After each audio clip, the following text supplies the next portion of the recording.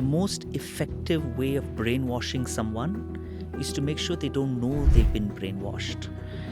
Anything can be addictive. Fame, money, success, love can be addictive. Coffee, tea. You can worship the silence that you find in your head, any of these, but none of them actually prove the existence of a god, of a personification of a god. Which coin? Bitcoin. Bitcoin. Safest, yeah. It was way back in 19 or 20. You invested in 1920? Yes. Oh, great. So you're at about 9-10x the investment now, at least. Question, who is my audience? Why will my audience like me? Where is my audience? When will they listen to me? What do they want to hear? Why do they want to hear this? Question everything. The content you're putting out, is this content true? Is this going to make my audience happy? Is this going to make my audience closer to me or more distant from me? Sentinelese, a tribe in the Andaman Nicobar Islands who still live untouched lives. They don't have healthcare, they don't have mobile phones and technology. Are they behind us in civilization? They have zero impact on the environment. Or are they ahead of us in civilization because radio paid really well? What are the numbers like? I was very overpaid. When I hit 30, I was earning about...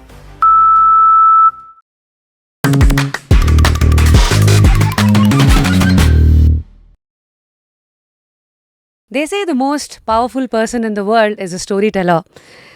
Of course, today we have an interesting storyteller who has seen life through radio, as an RJ, as a programming head, as a station head, as a consultant, who's been through audio mediums and of course has been through life through curiosity, driving every decision of his, and is now exploring the fun side through improv, acting, And being a...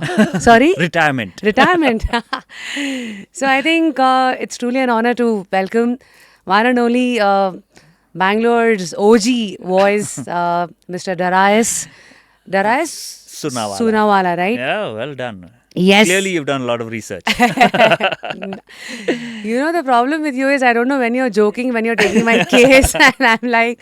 Always joking, never taking anyone's case. Thank you for having me, Rashmi. I'm very intimidated. I'm looking at this amazing setup you have here, all the notes you've prepared. I feel like I'm going to give a viva now. No, dude. You are just looking through your life, through some curious questions that we all have. So firstly, of course, here we meet in 2025. I think I've met your voice before even I met you physically, and that's Darius for, a Bangalorean who's true. An old Bangalorean. You have to have been listening to radio in the early 2000s to know who I am. Otherwise, you won't know who I am. Absolutely. I think even before the FM boom started in 2006, it was only Radio City. That's and right. Imagine it is just one radio station. That would it was the FM, mode on while the AIR was still there up and running. Yeah. But this was a new wave, and then through the breakfast show, I guess, right? I did all. I started off as content researcher, then I was producer for the morning show, then I had a weekend show, then evening show, and then eventually morning show. That's where everyone remembers me from. But I did all the shows. Yeah, everyone has their struggle. You know this. You have to dig your way up to the top. But tell me one thing. I mean, you being a Josephite yourself, what did you start out to be through the journey of life? Did you know it, or it's just like you were figuring it out on the way? The truth is, back then, I had no idea what I wanted to do with my life. And the very hard to accept truth is that even now, I don't know what I want to do with my life. 40 years later, I'm still figuring things out. And I think that's fine. Why do you say that? I don't know. I'm searching for joy and happiness. I saw The Pursuit of Happiness as one of the books over there. And it's interesting. See, you're making me become philosophical within the first 2 minutes of the show. But the hook of life for me is the pursuit of happiness. The problem is that we interpret happiness wrongly, right? So, example, meaning? Meaning, when we say the pursuit of happiness, most often we are quoting the American ideal of life, liberty, and the pursuit of happiness. Thomas Jefferson putting this down as a fundamental thing that we should all have access to.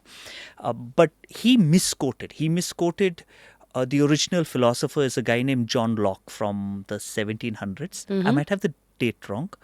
But John Locke is the person who created the first version of the pursuit of happiness.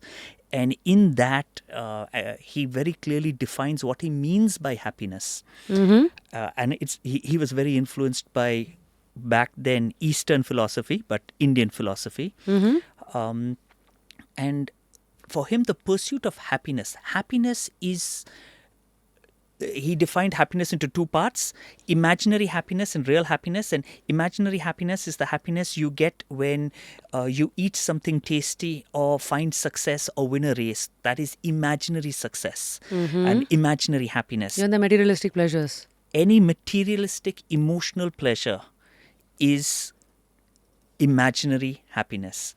Real happiness only happens when you have the long-term sustained joy in your heart only through not finding happiness in imaginary happiness.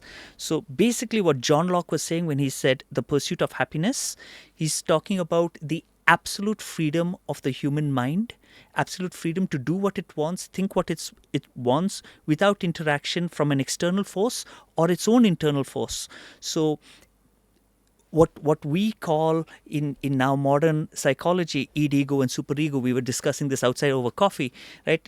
Releasing your id to be general. So that's what John Locke was talking about. He was talking about the pursuit of happiness to be free of the entanglements of the material world and to be free from entanglements of your own desires and free from the entanglements of external forces like government and armies and policies. That was his pursuit of happiness, but now we interpret it in a very different manner. Where did we come, man? You were asking me about All India Radio and my journey in FM, and we've come over here. I think the heart always, speaks what it wants to. I mean, I hope we have created a comfortable space for you to open up. Very much. I guess metaphorically what you were trying to say is something that I stem from the book. Thought that has stemmed from the book Power of Now, wherein they say, right, all that identity, the mind creates. Yeah. But the pure identity that you are already born with, like let's say the soul, like the joy, the thing that it really wants. Yeah. Are these probably the two things? Yes. So So now you spoke about, long-term sustained happiness. yes. That, that's your RH, like the real happiness, not the identified. Yes, that's real happiness as opposed to imaginary happiness. That's not mine. That's what John Locke, the Right. philosopher who created the thought process of pursuit of happiness. But should we go there now or should we come back to radio? I don't know. No, you go there, you go there. I'm Go very there. confused. You can go there, no worries at all, Darius. Okay. Because podcasts are, to me, more than like the profession, it's the human behind the profession, and the explorations and the reflections is what I feel. I agree. A free conversation, and to be honest, I sat down. You had just discussed the power of now with me outside. I sat down and I saw Pursuit of Happiness over there, and which is why it was all on top of my mind. But when I was in college, to earn some extra money on the side, a friend of mine took me to All India Radio. Okay, so this was in 1998. And we went to All India Radio. That's where my radio journey started. And we were still playing music on magnetic tape, huge spools of magnetic tape and old LPs. And we were playing the music and of those things. And I was getting 200 rupees a show. Oh, wow. I was like, I am going to be a billionaire at this rate. And I was just like, huge money for me as a young college kid back then. And from All India Radio, World Space launched in India, and they required someone who had some experience. They offered a bunch of people from All India Radio. We went to World Space, and then in 2000 and 2001, India's first FM station launched. The very first FM station in India was launched in Bangalore.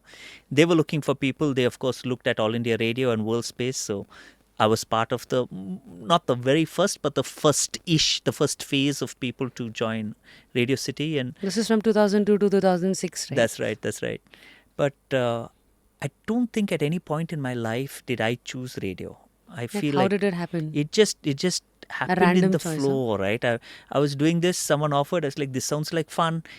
I'm curious, and of course, It gave you lots of money and fame and access. And as a young kid, as a 21, 22-year-old boy, of course, money and fame are going to be such massive triggers. And as those triggers become less important to you through life, the value the journey gives you becomes less and less until you eventually leave, which is more or less, I think, what happened to me. So you gave me a few pointers to like further dig deep down.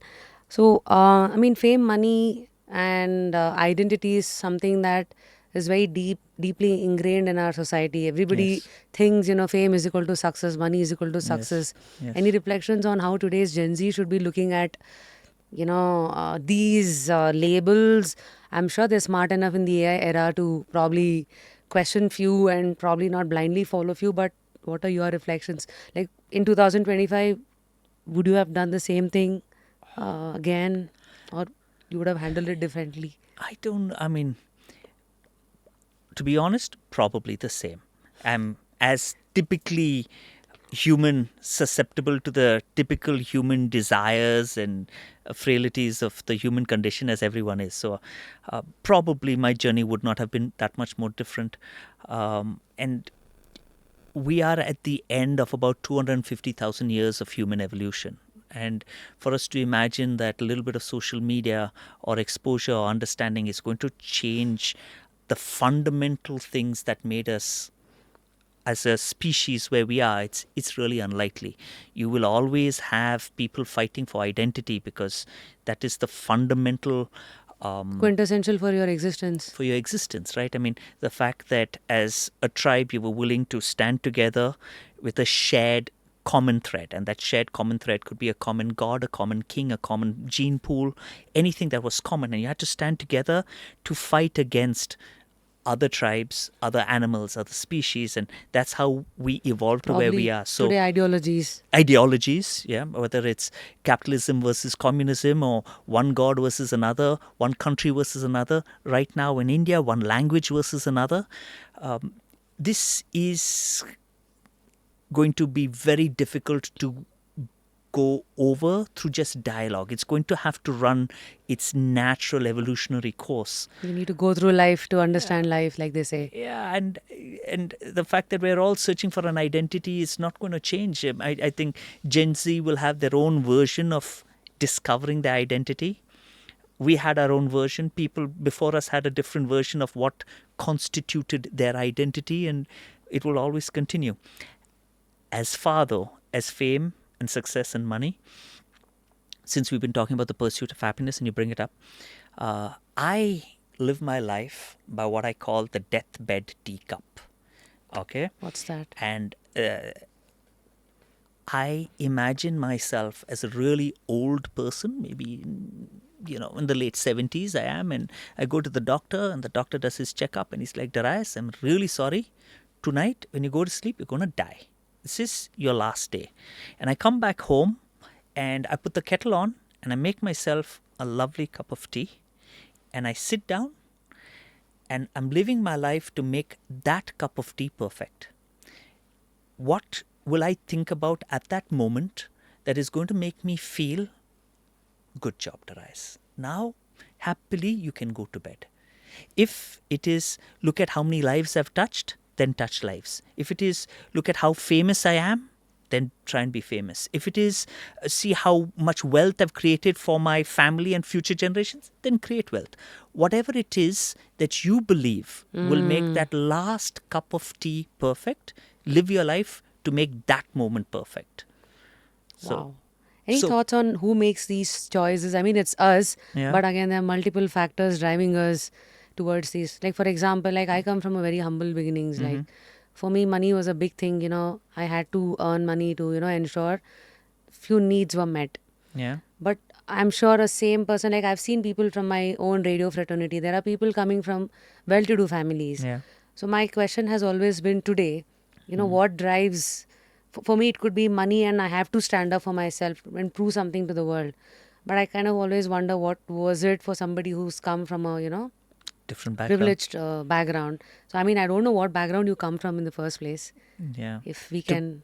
To be honest, I come from well-to-do middle income family, but I think our family life, my childhood was very difficult. It's not that we had money, but we came from a landed family, so we had farms and we had a tea and estate. So In having Ooty, I guess, right? in Ooty, but Chikmagalur from my mother's side, Bannerghatta. Then when I was there, so I think guiltily I must accept that I came from a more privileged beginning than probably you did.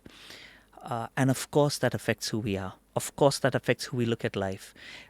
That's the big debate of how much of the decisions we make are truly our decisions and how much are manipulated by our genes and our experiences. And our external forces, And the environment. Yep. Yeah. Do you read Calvin and Hobbes?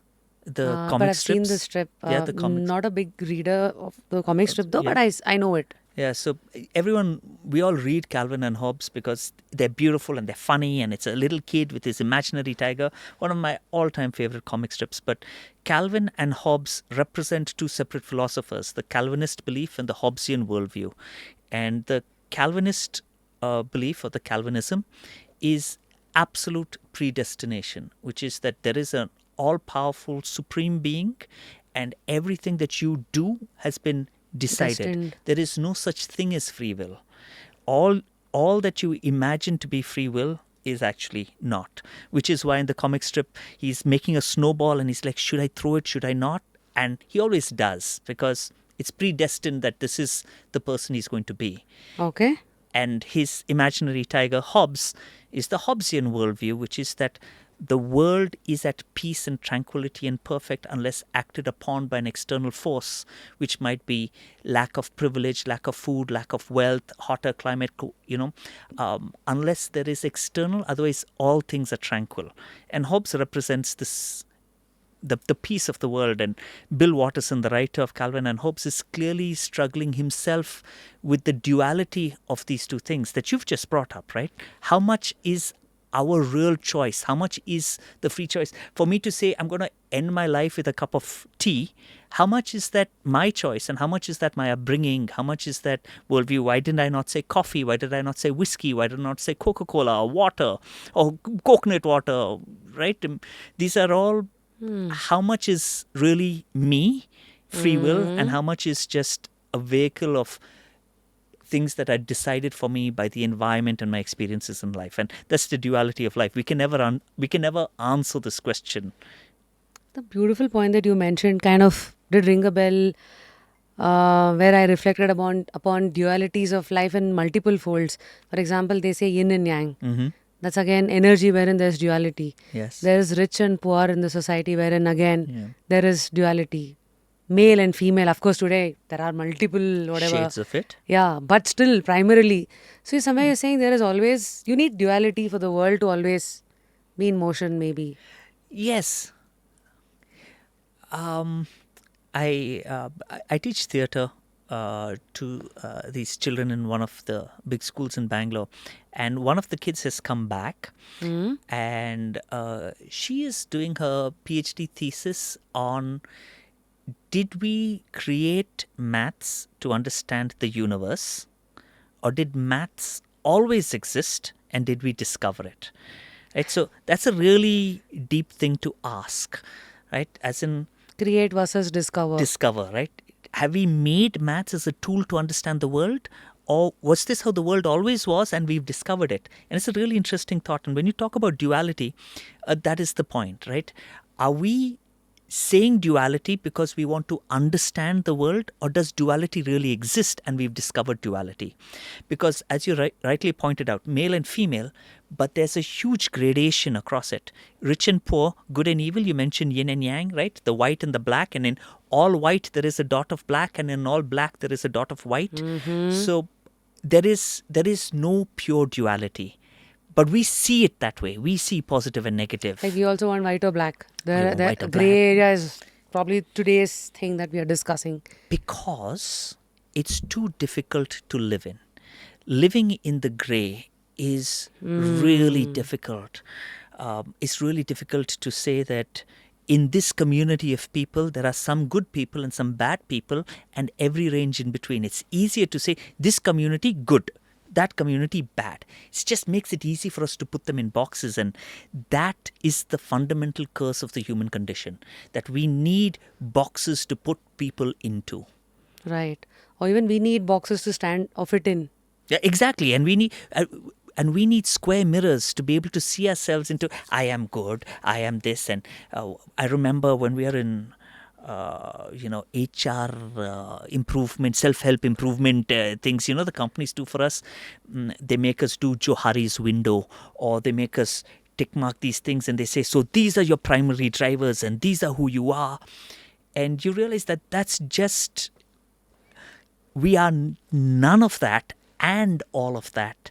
But because we can't accept that dual condition, that I am all good and I am all evil, I am part good and I am part evil, and I am all these four categories simultaneously, right? But probably we're just trimmed probably to fit in or make it look like, okay, we are. I actually think that we are defining for ourselves what these things are, so that it's easy for us to put ourselves in a box. When we say we are Indian, for example, because that's an easy example, who can define what is Indian? Because if you want to define Indian as someone who's born here, then there are a whole bunch of Indians who are not born here. Is your history from here? Okay. But then there are a whole bunch of Indians whose history is not from here. Yes. And in fact, everyone's history eventually comes out of Africa, if you believe in the modern out of Africa migration. So then what is it what is the religious identity? What is the ethnicity? What is the physical look of an Indian? From the northeast to Kanyakumari, the looks, the physical looks of Indians are completely different. What is the language of an Indian? We have no definition that could fit this, but we still call ourselves Indian because it's a nice box and a nice label to put on ourselves, because we need to hold on to that to help us navigate life and find community and find bonding, so that we can stand together when the winds of change that we don't want blow against us, right? It's all these things mixed together. Wow, it's all full deep discussions. Full deep, yeah. I thought I was going to come here and discuss radio and magnetic tapes and all. That's where I started. I was going to talk about how we used to edit and all. You've made me go into... You keep those books away from me. They make me feel very profound. No. I mean, for a 20-year-old, probably your experience could mean like a ready reckoner, at least to get a reference point. I mean, whether they're going to blindly follow it or explore with these thoughts is something different. I hope and pray that none of them blindly follow anything I say or anything Rashmi says or that you've heard. You need to research, you need to explore, you need to question, and then choose what you want to believe and what ideology you want to take to yourself. Right? Don't follow anything anyone ever says. So now in your journey, of course, Albert Einstein once said, creativity is intelligence having fun. So I'm sure you all have had your own share of fun in front of the mic and on the stage. Yeah. So like walk me through your experiences in the early stage of radio. Like what were your learnings from the initial radio experiences, the fame, the money, everything that you got? I had a boss who said to me something that stayed with me for life. I think, if you watch the movie Inside Out, we get these little golden core memories that reside in us and then become very powerful guiding stones. And what he said was very powerful. And he said, Darius, the day the compliments or the criticisms matter to you, that's the day you'll stop growing. And I think that's really beautiful, because when we were at the peak of our fame, you're getting thousands of messages back then SMSs, because we were, and they would be charged some 2 rupees to send us a message. So they had to really love us to send a message, right? How wonderful. Thank you to all the people who ever messaged into my show over the years. Thank you. One, that's also your camera. Oh, that's also my camera. That's thank your main you. camera. Oh, that's the main camera. Main camera, thank you very much.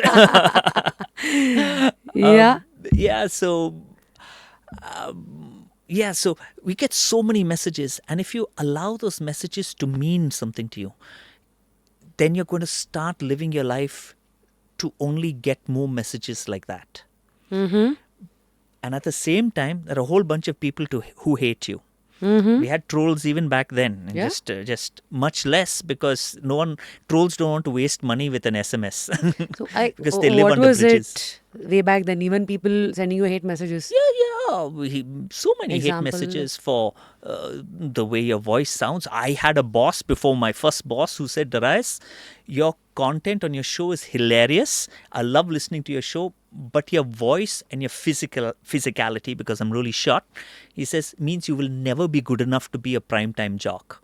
So What? it is, Height? How does it matter in front of the mic? because he believed back then that, correctly so, that your persona of being just on the radio behind the mic is a persona of the previous era, and in the post 2000 era you had to also be in print, on newspaper, on ground events, and eventually social media. Someday, And, okay. yeah, so he was very clear that you have to be, he had a phrase, easy on the eyes, to be successful as a primetime RJ. And obviously he was wrong to some extent, right to some extent, like the duality of life. What were we talking about? Yeah, so we got trolls. We got people Trolls. messaging me about my voice, my accent, the fact that when I speak Kannada, I don't speak Kannada fluently. ನಾನು ಮಾತಾಡುವಾಗ ನನ್ನ ಕಿವಿಗೆ ನನ್ಗೆ ಅರ್ಥ ಆಗುತ್ತೆ, ನನ್ನ grammar ಸರಿ ಇಲ್ಲ, ಪ್ರೊನೌನ್ಸಿಯೇಷನ್ ಸರಿ ಇಲ್ಲ. But we would try some Kannada on air, and people would, abuse me for my weak Kannada So language. how are you taking it? What was your coping mechanism? I think what my boss said to me, I just took to heart, and I enjoyed the fame without ever allowing it to really matter to me. How did you do that? Because it's very tough, right? Yeah. Because that controls you after a point. The addiction to fame, recognition, money, comfort, people Yeah. clapping for you, cheering for you. It is you're- addictive as hell. It is really addictive. But I don't know. I wish I had an easy answer to say. I don't have an easy answer, like I did this, or I just took that person's advice to heart, and it didn't. It did in the beginning when I was young and stupid and foolish. It did matter way more to me than it did. But by the time I was 24, 25, it really didn't matter. But how I did that, I don't have an answer. It just happened that way. Yeah. So you had trolls and you had compliments, and you should just not let either matter too much to you. So that has been how did you enjoy fame? Oh, I loved it. Managing money, I think, is, anything can be addictive. Yeah. Fame, money, success, love can be addictive. Yeah. Coffee, tea. So why did you bring up money? I brought up money because it was so silly that a lot of people in the early part of my career believed I was very money driven. And Were you? So now, yes, but not because I wanted money. I was measuring my worth in life through how much my company was willing to pay me. Such a silly but mature insight when it was too late. By that time, it was too late for me. I think I earned disproportionately more than I deserved when I was very young, because I was fighting to make sure that I was being paid the most, because that meant that's how important I was. So I equated my value in life to my value to a company, to the money. So the money equals value to the company equals my worth in life. It was so silly, and I would... Why did that? Who put that grain in your head? Who knows? Who knows? I Okay. don't want to... I can't say who. Mom and dad. I don't know. I'm just saying that. I don't know. Probably at some level they might have made me feel this way. But yeah, so that is the problem to avoid. Like, you want to chase money, but remember that money doesn't equal anything more than a tool to get something else. Don't ever give it more value than that. So mistakes to avoid with money for somebody in their 20s. 5 mistakes to avoid, Ooh. Darius. Okay, let me think. I'll start with the first one. which is really easy. Assuming that, in Maslow's theory of hierarchy, your basic needs are met. So, assuming that after you've paid for house over your head, regular food to eat, and your basic needs taken care of, everything above that, never spend more than 50% of that. You should always save 50% of your salary from the day you start, because it'll help you retire early. I'm now 46, as we were discussing. I'm happily segueing into early retirement, and Wow. that'll only work is if you've well, I mean, there are other things as well, right? I've come from a family that has certain privilege, which is why I was careful to mention that your basic needs need to be taken care of, but save 50% of the sal.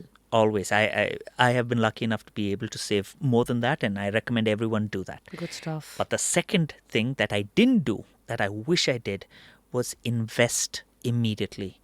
Don't let that money that you've saved sit in your bank account or in FDs. You should have some FDs, but invest. Invest that money in however you believe you want to invest that money. Get a good friend, get your father or your mother or your friend's father, mother, who's a financial advisor, wealth advisor, to advise you how to invest that money, or millions of YouTube tutorials. Find AI. AI. I don't know enough to recommend AI, so I'm not going to recommend AI. A lot of people do. I don't know enough to be able to recommend it, but I do know that there's so much research, and invest immediately. Any favorites? Like, I have invested in crypto because my husband is aware of the platform. He has done all the research R&D. Which coin? Bitcoin. Bitcoin. Safest, yeah. It was way back in 19 or 20. You invested in 1920? Yes. Oh, great. So you're at about 9-10x the investment now, at least. Honestly, I think we are at a. I think we are at 100%, more than 100%. Like when lovely. we invested, it was around 19,000. Today it's crossed 1 lakh, right? Yeah. So, I mean, we've seen the ups and downs and Yeah. we held back. But anyway, so that's what I have Wonderful. done. Land, all of that. So, what Yeah. are your favorites, like go to? So I think that you need to look at investment. I'm holding this up so I remember. We're still on invest. So save, invest. Yep.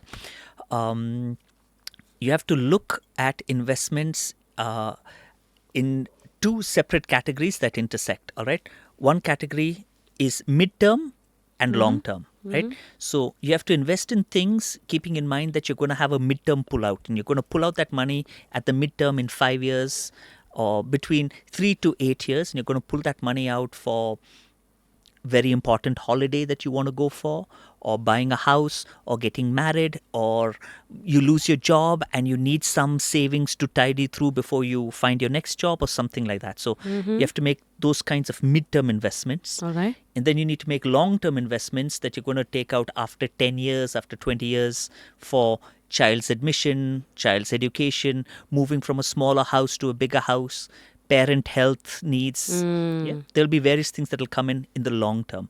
And of course, you're trying to create generational wealth that you can leave to your children, if you choose to have children or whatever.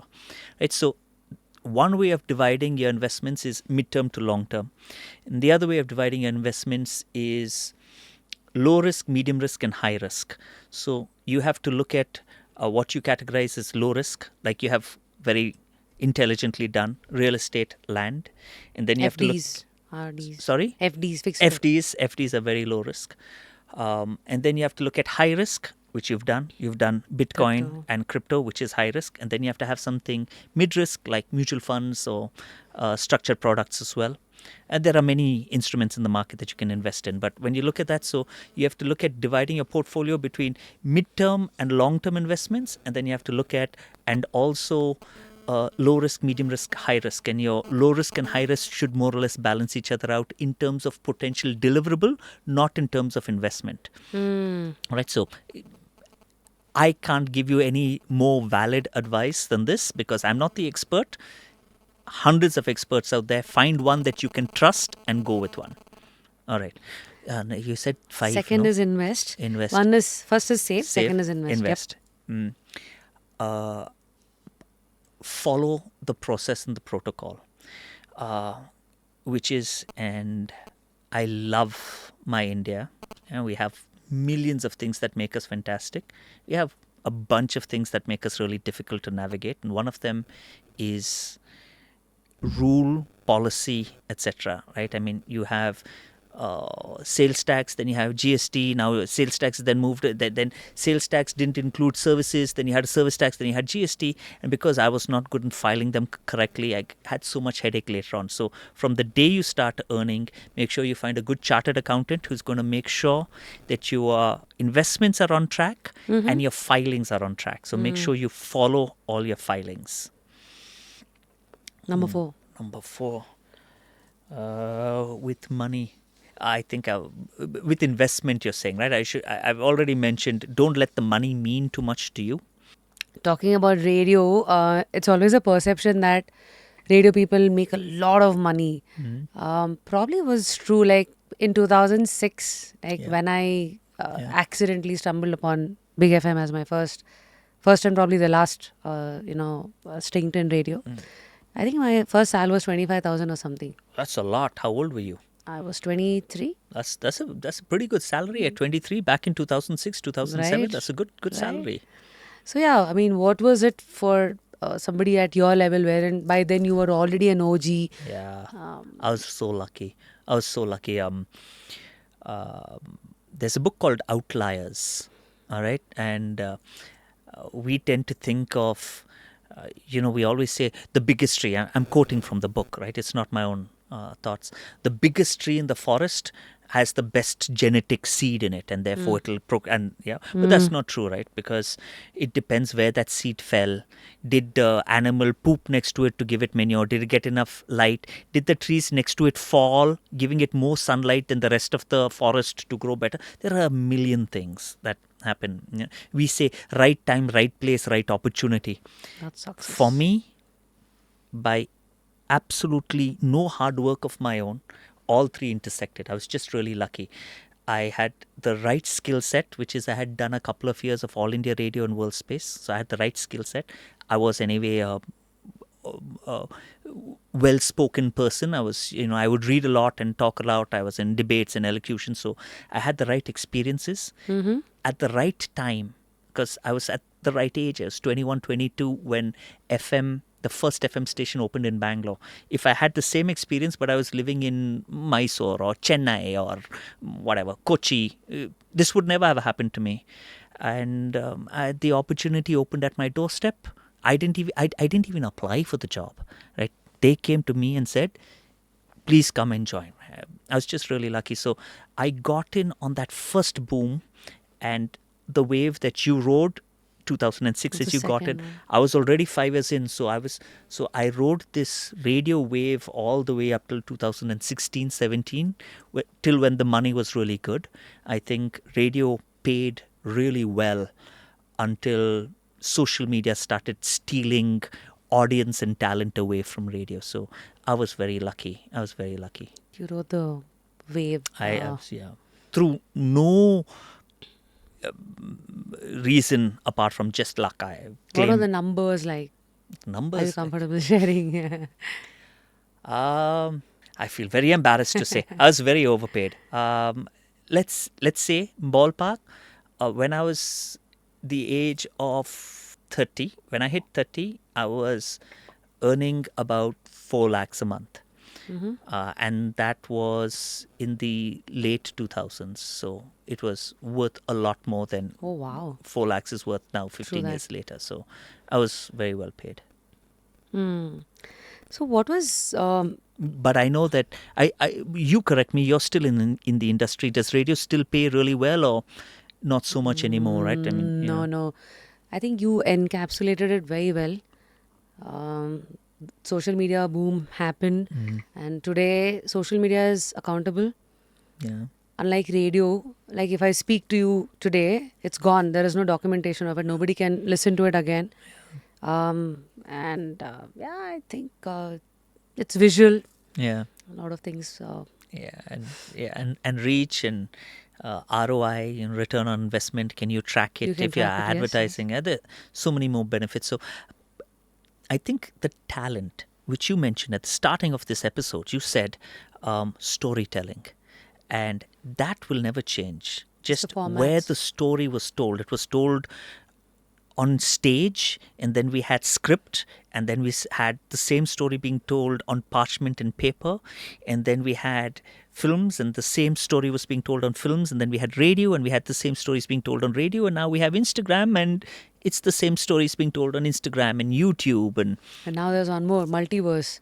yeah, with metas, yeah, So yeah, I think it all started on the street. Like they used to call the road plays, right? yeah, From street there plays, till yeah. in the name of evolution, I think the core has been the same. Just the packaging is changing, I guess. Absolutely, absolutely. I mean, India's journey with stage theatre, almost all modern theatre, including the way we divide the modern Western stage into 9 quadrants, it's all designed originally in India. If we have the Natya Shastra, yeah, Narada Muni, if I'm not mistaken, I might have that wrong. When he divided the stage, that's the same formats we follow.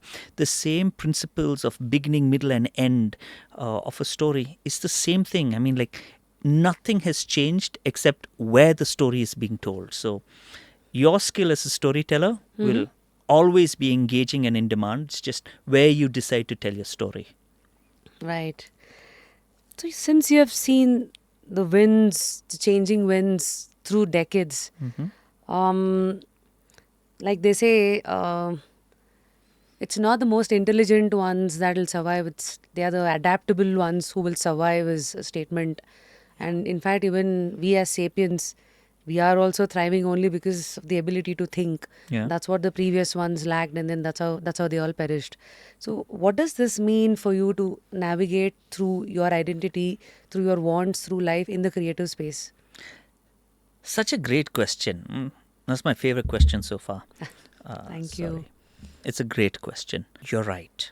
Right? Intelligence and adaptability are two separate things. But it doesn't mean success. It doesn't mean victory. It doesn't, we are falsely led to believe that we've reached the pinnacle of evolution. Yeah. But grass has been around for, I think, 1.6 billion years, and we've been around 250,000. Sharks have been around before we even had trees on this planet. Wow. Yeah, so when we claim that we have reached, maybe our hubris is the fact that we believe this, and we say, save the world, right? We want to save the planet. Humanity is not even a rash on this planet. The worst we can do is explode all our nuclear bombs, destroy the entire planet, which will come back to life in another 1 million, 2 million years, for a planet whose lifespan is too unimaginable for us to even fathom. This humanity is like, it's not even a small cough for the planet. So when we say save the planet, we actually mean save the planet for us. Planet is fine. We can do whatever we want. The planet will find a way to continue. So where we went, intelligence and adaptability. Right? So whether in species evolution, what is more important, intelligence or adaptability, is a great question to ask. In our own lives and journey, we tend to believe that intelligence and adaptability are two separate skills, but there is a very clear overlap. Most extremely adaptable people are also very intelligent people. So there is a certain Venn diagram overlap over there. Being intelligent without adaptability is a recipe for not getting what you want, however you define that. But being extremely adaptable without resilience to hold on to what you want, right, is also not a good thing. So I go back to what we said 10 minutes ago. What do you want that last cup of tea to be? Do you want your last cup of tea to be like some people say, I'm having this cup of tea and I know that my carbon footprint on this planet has been 0. Yeah, that's a great thing to journey towards. We define these things in ways that we don't even realize. Richard Dawkins talks about how the most effective way of brainwashing someone is to make sure they don't know they've been brainwashed. And he's using this in a. I know he's quoting other philosophers as he's doing this, and he's talking about democracy as a function of religion, etc. But we believe democracy is the best way to run the world, but it probably isn't. We have what we define as civilization, intelligence and adaptability and success. How would you compare that to the Sentinelese tribe in untouched Sentinelese, a tribe in the Andaman Nicobar Islands who still live untouched lives? They don't have health care, they don't have mobile phones and technology. Are they behind us in civilization? They have zero impact on the environment. Or are they ahead of us in civilization because most interactions with very small tribes like this find their happiness quotient is much higher? We talk about purpose in life. If you look at a tribe living tribal life, whether it's in Mesoamerica or Papua New Guinea or the South Pacific Island nations, if you look at a tribe living in these lives, what is their purpose? When do they discuss what is your purpose in life with each other? They don't. They exist, and it's what Hindu, Indian philosophy teaches us, whether it's yoga or meditation, etc. It's to witness your life without experiencing your life, right? Oh, wow. Just witness it. So, But are we? Can we? I don't think I will ever be able to. There are people who claim that they are and have been. I envy them. I don't think I would be capable of just witnessing my life without wanting to navigate it in some direction. Control it. The illusion of control. Yeah, so intelligence versus adaptability. It's not versus, it's all of this. It's intelligence plus adaptability plus resilience plus confidence plus luck plus your experiences in life. It's all these things together. And all of this, in which environment you are planted. Exactly. Because everything changes. Exactly. So with these explorations through life, what has silence taught you? Because as radio hosts, we all dread that the most, right? Yes. Not just on air, Yes. like radio silence they call it. Yeah. But what goes in an RJ's head is also that the minute you know the thoughts are not coming, you're fearing it. Though there's always a conflict. Should there be stillness inside, or should there be fire? Like, how have you navigated between the two? Lovely question again, man. The importance of silence, and you're absolutely right. Even now, as I'm talking to you, I find myself speaking faster than we would be speaking normally because that old coaching of RJ has triggered in me, and I'm speaking at a pace that is faster than my regular pace. When you ask me a question, I'm coming in right off the back of it because you can't have a second silence, right? It's so indoctrinated into us. Very true. Embrace silence. Silence can be used as a tool. I know that when I went for one of these company-sponsored HR training camps. What was that, if we can ask? Like, I was in middle management moving into senior management, and before you can move from middle management to senior management, they send you off to these camps that help train how you behave. Like, this is when you were with Fever? When I was with Fever 104 Fever FM. 104, okay. The company upskilled me tremendously. I owe a lot of who I am as a human being and as a professional to my journey in Fever. I mean, I started with Radio City, which gave me a lot of opportunities. But as a talent. As a talent. But I think the upskilling of my life happened mainly in Fever. I had various people. I had Kamal Mohandas, I had Kirti Vasan, I had Saurabh Mishra. I had so many people who influenced me to become better at everything. And one of the things that we were taught is using silence as a negotiation tool. And as I'm learning that, I'm realizing how many times in my life I've been a victim of a senior person using silence as a weapon against me, because if you go into a meeting and the other person stays quiet, I feel obligated to say something and fill the silence. Like you can't, and they use that to make you keep talking to them. So that you go on a rant and like Yeah.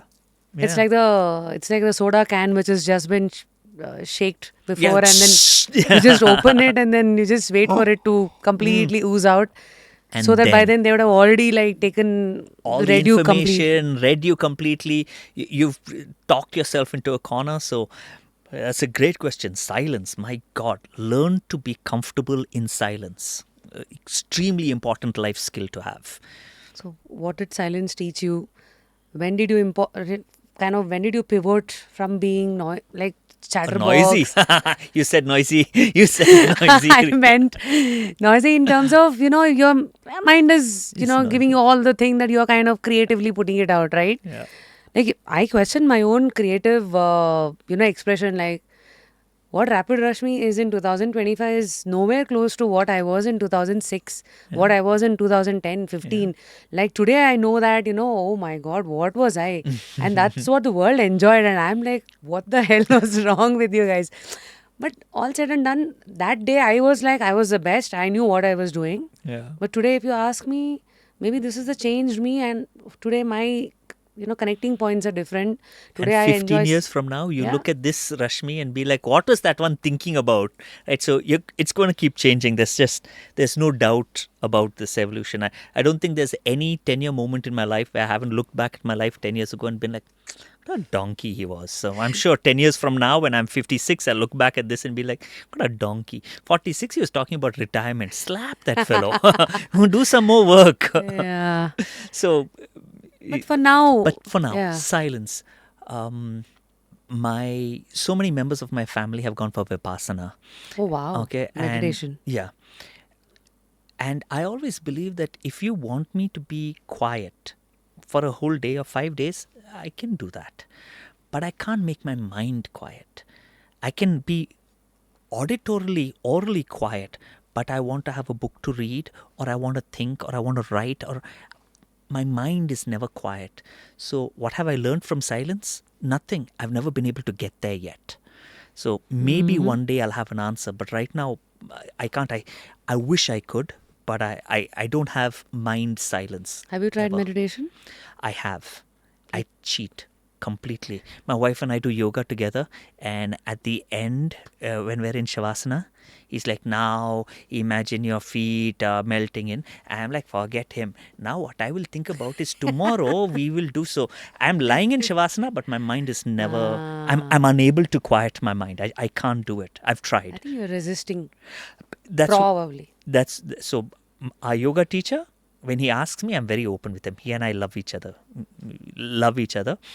Even though he's on extreme end of belief in spirituality and I'm on the extreme end of Other end. rational thought. But we have so much respect and love for each other. We have very open conversations that many other people find uncomfortable.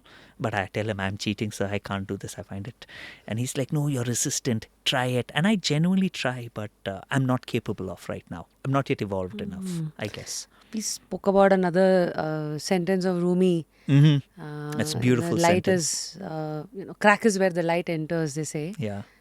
Like, I mean, I have been spiritual from the age of 19, from the time I had my first breakup, and I was under the impression end of the world. I used to hate men. I mean, I'm giving all these personal situations because you never know how the light enters you. And there is no proof that is the same light which is guiding me till date. No, Yeah. it keeps changing.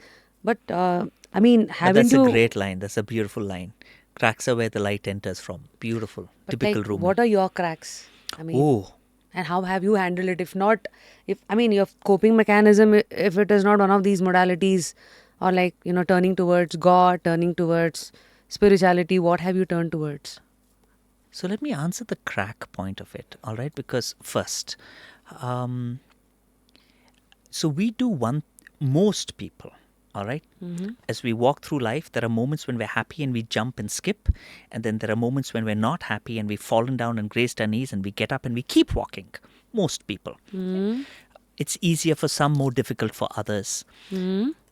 But what a whole bunch of people who consider themselves intelligent do is every time they fall, they get up, they dust themselves off, and before they continue walking, they deconstruct, why did I fall? Yeah, if it is you faltered in your relationship, why did this relationship falter? If you faltered in your professional life, why did this happen?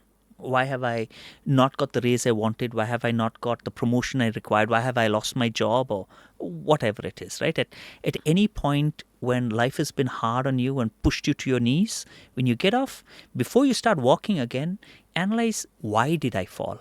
Was there anything I could have done to prevent this from happening? Doesn't mean that it's your fault. Company didn't give you the raise you were expecting. You analyze, you say, oh, because I didn't work hard enough. To be fair, dispassionate, clear, unbiased thought, I should have done this. Boss said that I needed to have done this. I didn't do it, so I didn't get the raise. All right. This year, I will make sure I do those things, so next year I'll do it. And next year later, you again don't get the raise, and you're like, hey, why didn't I get the raise? I expected it. Boss said I need to do this. But I did this. I still didn't get it. Boss is wrong. I need to change my boss. You'll take a new step out. Right? I'm giving you one example, but at any point in life, whether it's in a relationship with your partner, why did this happen? Did the partner mess up? Will the partner improve? Did I mess up? What is going on in my mind that's allowing me to mess up? How do we move past this and make it better? You have to do that. But what too many people don't do is also stop after they've been jumping and skipping and turn around and say, oh, I've been jumping and skipping. Why have I been jumping and skipping? What has been making me happy? So therefore, I need to make sure I protect that experience so that it continues to happen to me in the rest of my life. And so I think the willingness to stop, turn, and deconstruct the highs and lows of your life will help you not go too high or go too low and manage to get to a higher even keel. What if you don't have the IQ to look at life? Because I mean, I don't know if at 23 or 24, if everybody is rationally there, IQ or EQ. So then what happens? I don't know. I think it's called the Dunning-Kruger complex, but I might be mistaken. The fact that some people are too stupid to know that they're stupid, right? That's the inception of stupidity, yeah? Yeah. Okay. That like They're too stupid to know that they're stupid. Right? Because the person who wrote Rich Dad Poor Dad, I don't remember his name. He talks about the fact that it's so crazy to understand this, but only if you're stupid enough to believe you can change the world will you change the world. Right? And that's brilliant, because the point that he's making is that Believe. There's this middle range of society. Let's talk about the intelligentsia, the intelligentsia of society. The biggest chunk of the intelligent people of society see all the reasons that they might fail, and therefore they don't try and do incredibly big risks. But then there's one strata just below them that are kind of intelligent, but not intelligent enough to see all the reasons why it might go wrong, and they're stupid enough to try to do that. And they're the only ones who actually succeed at doing that.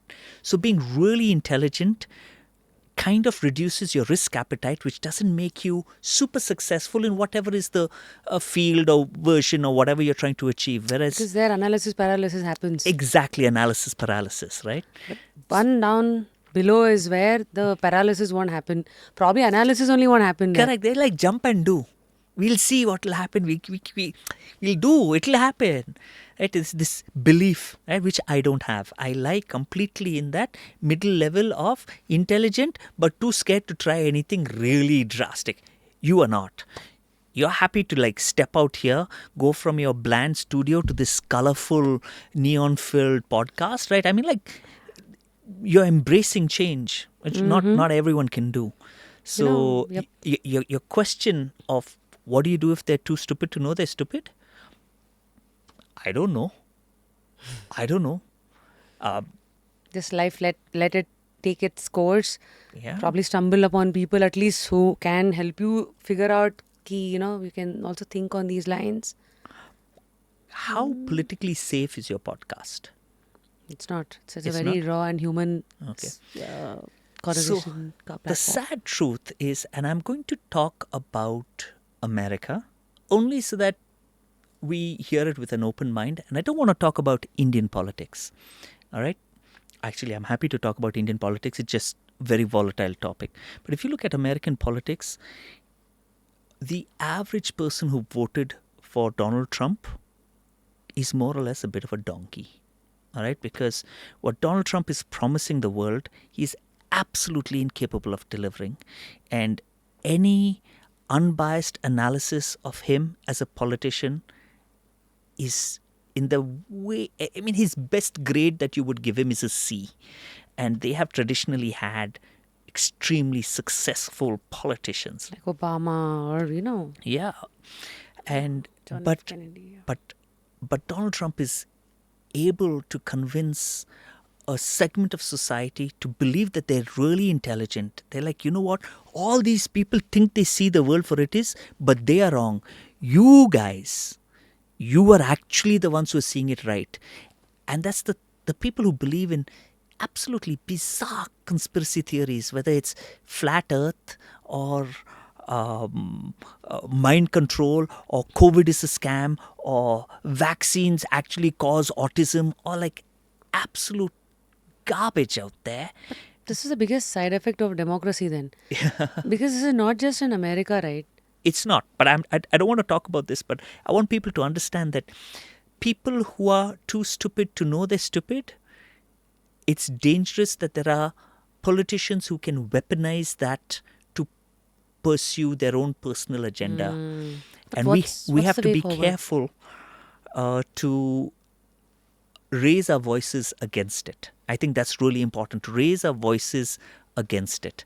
And So you raise, you educate some, yeah, you kind of talk. remind the other person that it's not like, you do anything that you want and you can't get away with it is another warning. Yeah, but we were in a group of us talking about how do you have. So I have on my phone, I have the 5 rules of engagement, all right, which I have saved.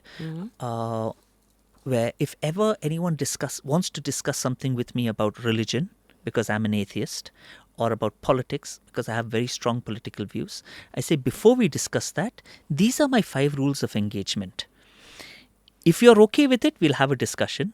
If you're not okay with any of these rules, or if you violate any of these rules, then I don't want to have a discussion. Okay. I'm not out here to convince you of my world belief. I'm here to have a great debate. I want to see your point of view. I want you to see my point of view. You might change your point of view, may not. I might change, I may not. But this debate shouldn't escalate into something beyond it. So I have my 5 rules of engagement. What are they? I'll read it out. All right. 5 rules of engagement. Happy to discuss any issue, religion or politics, as long as everyone involved understands that. 1. Our opinions are our own opinions. And although our opinions are personal, our arguments or statements against each other should never be personal. So I believe Donald Trump is an idiot. You believe Donald Trump is a genius. That's fine. I should never say you're an idiot. Which I kind of did 5 minutes ago. So everyone who voted for Donald Trump, I'm really sorry. All right. First, opinions are our own. Never make the opinions personal. I respect your opinion. I respect your right to express your opinion.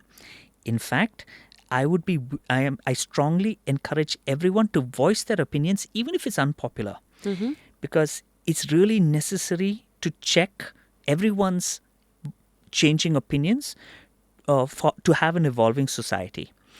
So whether your opinion is anti-gay, anti-abortion, anti-Trump, anti-Modi, anti-Rahul Gandhi, anti-religion, anti-migration, it's fine. Or pro or anti, it's fine. You should have a safe space where you can voice those opinions, and we have to look at it absolutely dispassionately. Because if we don't do that, if we make any topic sacrosanct, whether it's sexuality or religion or voting patterns or democracy or the wording of our national anthem or anything, if you make anything sacrosanct, you will get stagnant, because no one will question it, no one will laugh about it, and it will never evolve from where it is. And nothing should be sacrosanct, because nothing should be stagnant. That's the second point. Third point, we are not defined by one opinion, or even two, or even five opinions. So, if we are discussing a topic of anti-abortion or anti-Congress or pro-BJP or whatever, yeah, that opinion does not define who you are as a human being, and it doesn't define me either. We should never make the mistake of having one debate about one topic and then go home and be like, that's the kind of person he is or she is. Right? We are not defined by one opinion. Fourth point, we don't need to agree on contentious issues to be friends. Our friendship supersedes any difference of opinion we might have on any topic. I think this became really a very pivotal problem during when the BJP came to power, or when the Congress was trying to get back into power. In COVID, during the vaccination, I think so many friendships started breaking down because they could not find common ground on one opinion, and I think that's silly. I don't need to agree with you. You might be the most deepest, strongest believer in your God, whether it's Hinduism or Christianity or Islam or Jainism or Buddhism. You be a complete believer. If you believe that the fact that I don't believe in your God means that I will burn in hell, I'm fine with that. I'm an atheist. I believe all religions are human constructs and none of them are true. But the fact that we are at extreme ends of a spectrum doesn't mean we can't hang out, have a cup of coffee, have a conversation. We could even be, I mean, my wife and I are very close in thinking, but there are so many people who are at complete opposite ends of a spectrum and still have very love-filled marriages. Like our finance minister, whose husband is extremely diametrically away from her in political opinion. So it's wonderful to see that, and I think that that's really important. And the last point is the most important for me. The discussion should be honest and open. Honest facts, open minds. Facts cannot change, but we must always keep our minds open. The problem that we were discussing with my friends are, how do you define what is a fact in a post-truth world? What do you mean by post-truth world? We live in a post-truth world. What is truth is tough to find. So I can show you hundreds of articles that are going to tell you that there is no real relationship between vaccination and autism. Okay. But someone who believes that vaccination causes autism will show me a whole list of articles that prove vaccinations are directly related to autism. And so now what is the truth here, right? The truth relies on who defines the parameters of truth. My definition is, for example, just taking an example, in allopathy, which I believe in, allopathic medicine, right? I give you this drug, we do a double blind, and this is the placebo effect of taking this drug. But even taking into account for the placebo effect, your health improved by this much. Therefore, this drug has this much potential chance of improving your life by this. Homeopathy is, I'll take this one drop, shake it in water, make it in a little round ball, give it to you. And so 95% of all empirical evidence shows that homeopathy has a positive effect, not more than a placebo effect. My wife, blind follower of homeopathy. Every time anyone in the family, including her or me or my son, is sick, she's like, this is the homeopathy pills you have to take. And I take it because she's convinced. I don't believe in it. But her point is, so how are you defining what is truth? You're defining what is truth by the epistemological study of empirical measurement. But that's your definition. My definition of truth, she's telling me, is I take it and it's worked for me. So therefore, it is my truth. So what is truth in a post-truth world? How do we define this thing? It's fine, Darius. I think you have a questioning mind looking for rationality, proof and all of that. Yeah. Like a digging mind. Go for it. I mean, whatever floats your boat. It's And I'm fine. happy if you want to have a discussion about spirituality without naming a religion, only because it's a public forum and I don't want to ruffle anyone's feathers too much. I'm happy to have these discussions, right? what can anyone say that can empirically prove a God? Right? For me, that is my question. If anyone can, I'd love to hear it. I envy people who believe in religion and God. I'm jealous of them. I wish I could have that. It makes living life so much easier. You know, an answer to this could be the minute you silence your mind, you find your own way to probably put that away. Many spiritual seekers have kind of given these abbreviations. For example, mind. See, the quality of the mind. M stands for misery, I stands for ignorance, N stands for negative thoughts, and D stands for desire. So, a theory is that most of the things that your mind does is mostly around this. Beautiful. Now, if you cut this, now how will you silence the mind? Is like how you kind of gave a metaphor, like how while we are sitting or while we are standing above our head, you see the clouds passing. So the clouds are your thoughts, what your mind is generating. Yeah. So if you're not associated with the thoughts Beautiful. or the cloud, you just observe it with the third person's view, with your own self.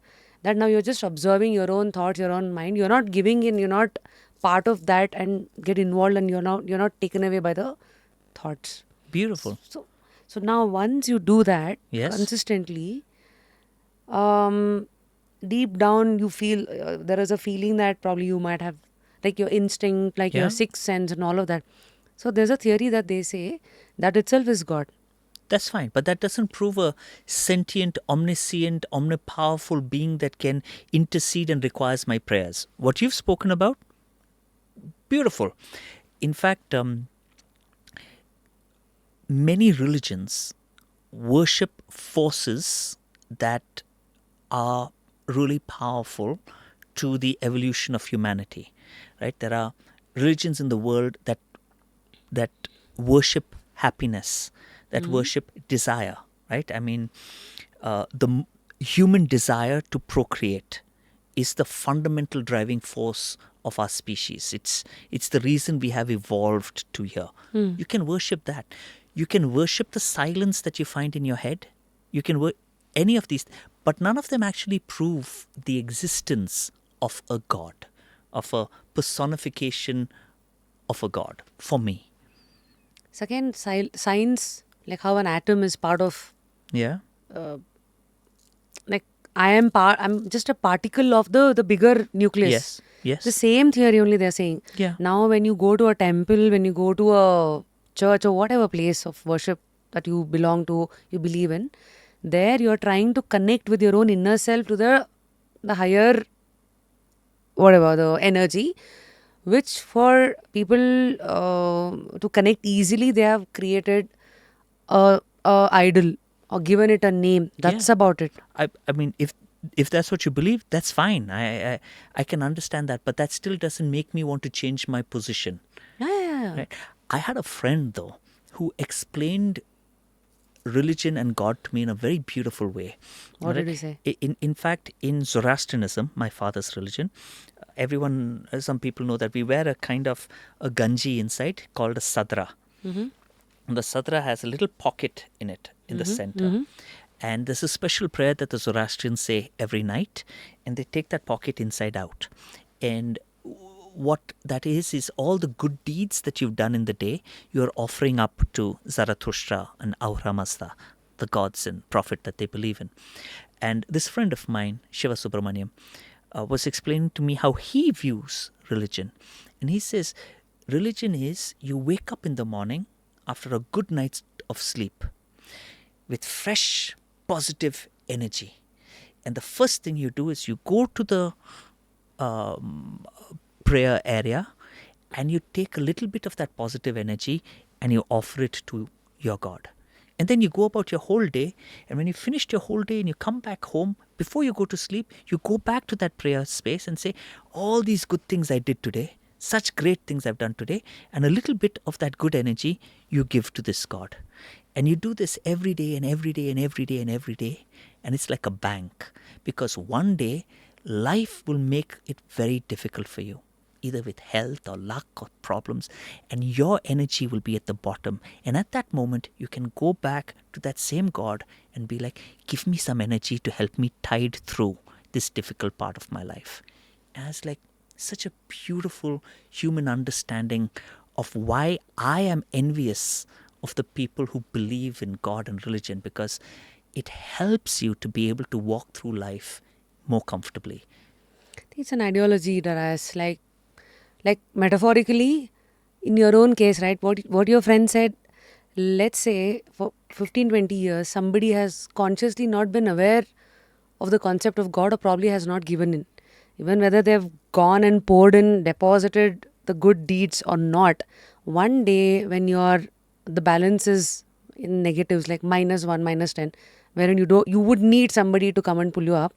Even if you have not believed in the system, there are people who would have started the association with the unknown. That could be God, that can be astrology, that can be anything that pulls them out of the position that they are in, right? I think for some it is the world mostly believes Yeah. that to be God. And again, as I said in the beginning of our 5 rules of engagement, everyone is entitled to that belief, and I'm happy for them. I have no urge or desire to convince other people or you to believe what I believe. I'm stating what I believe Yeah. and why I believe it. And It's just that, theories that we are putting out. yeah, This could be, and again, what I know is my interpretation. I'm not saying this is my truth. exactly. This Exactly. is the world's truth. Is Yeah. not what I'm trying to say. Correct. This is your truth, and each individual viewer of your channel will have their own truths, and they're happy to live in those truths, and I'm happy to live in mine. We covered all the diplomatic movements. Let's quickly move to next topic. Through your journey with radio as a talent and as somebody who's been on the management side, and now you're a father yourself, and you're also estateer? I mean, Agriculturist. agriculturist, okay. Gentleman agriculturist. What do you mean by that? My livelihood doesn't come from agriculture. So when I talk about having an organic vegetable farm, I can afford to have an organic vegetable farm because my income does not rely on that. For too many farmers in India, having an organic farm is a luxury they cannot afford. And I think that is that is a separate problem. I think as a primarily agrarian economy, India still doesn't worship our farmers the way we should. They feed the nation, but I'm not one of those farmers. You're doing it for your own. I'm doing it for myself, and I'm doing it as a hobby, and I'm enjoying it, and I don't have the economic pressure of livelihood on that. So I want to make that clear before we go forward with it. So I think your family had a estate or something, right? That's right. Tea estate. Yes. All right. So now, how have you layered this phase of life with estate, farming, and also improv? And so this is your retirement This phase is that we my are talking retirement about. phase. So at my- 46. At 46, I'm lucky. I'm very lucky. I'm very blessed. How did you get out of the race? Get yourself out of the race. Was it tough, the transition? That's a great question. God, you're asking so many questions, one at a time. So, how did I get out of the race first? I have been blessed with a very comfortable willingness to turn the page to the next chapter. Because obsession with anything, including who you are and what you are, is going to stagnate you. Wow. Have you watched the movie Up, the animated movie Up, with the old man wants to put the house at the top? I love that movie for 2 reasons, right? We always look at the villain.